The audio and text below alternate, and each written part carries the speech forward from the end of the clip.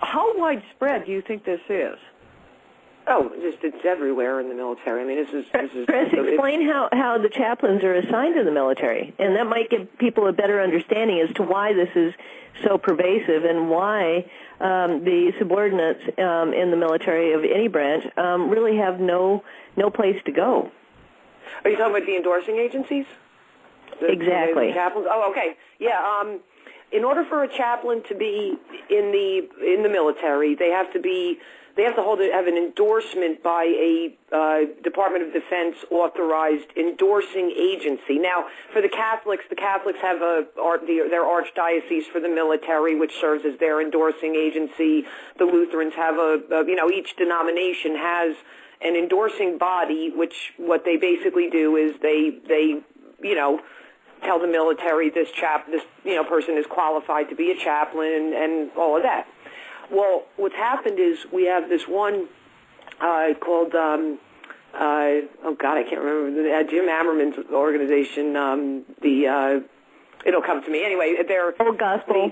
Right. Chaplaincy of Full Gospel Chaplaincy, or Chaplaincy of Full Gospel Churches. That's the official name.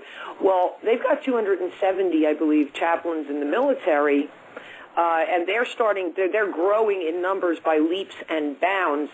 These are a little bit about Jim Ammerman. He was a speaker for the Prophecy Club. He's a retired chaplain himself. He's in his 80s now, but he was a speaker for the Prophecy Club. Basically started all the crazy conspiracy theories that the Tea Partiers use now.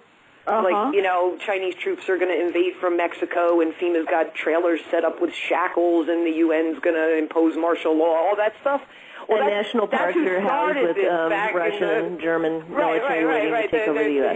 They can disable your car's electronics with their black helicopters, the whole bit. Okay, so he's a chaplain endorser. His organization he just recently stepped down this year, possibly because Mikey is suing him. But anyway, 270 chaplains. Now, in order for a chaplain to be a chaplain, they have to have the educational credentials. They also have to be an ordained minister before all of this happens with the endorsement. So a Lutheran might go through a Lutheran seminary, have their degree, fulfill all the requirements, and then the Lutheran church will endorse them. What Ammerman did, since his chaplains are from all these churches that it's not even churches, it's the movement, they're not even ordained through a actual religious body. So Ammerman sets up a church that's just on paper, okay, to not only endorse these chaplains but ordain them so they can be endorsed by him. Oh, okay. Oh my God. God. They've done such things as organizing a network of 40 chaplains, 40 of his chaplains in Iraq to distribute Arabic language Bibles to try to convert the Iraqis, which is in violation of, big regulations. And the danger is that it's the numbers they're growing in. That there's more and more of them. This guy started with 30 chaplains. Now he's got last I checked, and this is a couple of years ago, was 270. It's probably even more now. Yeah, so, and to add to what Chris is saying, I mean, just so that the audience understands the absolute severe danger in this is that by going over there and violating the military rules, that they are not to be proselytizing, they're not to be handing out any religious dogma at all. Whether it was the Quran, the Bible, Buddhist material, anything. Actually, what they're doing is that they are putting our troops in harm's way even further, because what they're doing is inciting the anger with the Muslim world, because, it's starting to look like we're in a holy war, as George Bush said and referred to. Well, look what Petraeus came out and said when that crazy guy down in Florida was going to have his Quran burning. I mean, that spread. And now we've heard, through MRF, we've heard from, our soldiers that are over there about the effects of that. Even though it didn't happen, it had an incredibly detrimental effect on the progress that our soldiers are able to make or had made, even though the event was, in the end, was canceled. And what Leo was just saying with the different holy books, the actual, our troops aren't supposed to be proselytizing anybody, period.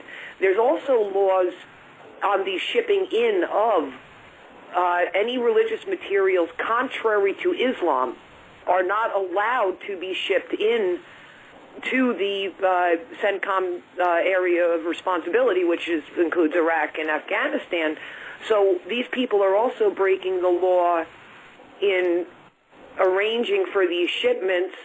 There was one case where a group sent over and it was a chaplain doing this, had a shipment of Swahili language Bibles sent in for the I guess Kenyan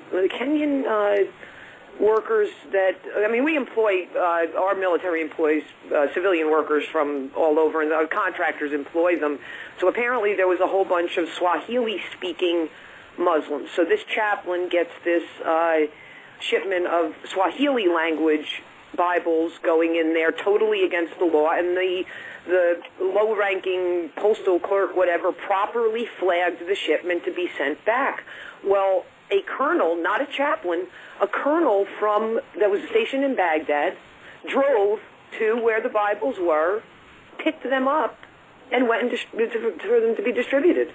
So they're just flaunting the regulations. And Chris, share with the story, everybody listening this, and talk about flaunting. I think this is one of the most egregious violations of all of this, is where we had our own military men and women in Baghdad, a small group of them that took an interpreter and had them paint Muhammad killed Jesus on the side of the tank and drove it through the streets. Jesus come home. Yeah, that was in Jeff Charlotte's book. By the way, Jeff Charlotte's new book about C Street has much in it about this stuff in the military. The book's called C Street, but it covers a broader range of things than his first book, and there's quite a bit of stuff in that book about what's really going on in the military with this stuff. Because it's all connected, and that's what we need to understand in this country, is how connected all of this is. And that kind of, goes to the discussion of Seven Mountains Mandate, which we can't get into tonight, but we'll have to do a bigger story on that. To come back to that any of these problems, anything that's going on, and all the various things that I work on, whether it's the fighting the history revisionism, the military stuff, whatever, always comes back in some way to the Seven Mountains.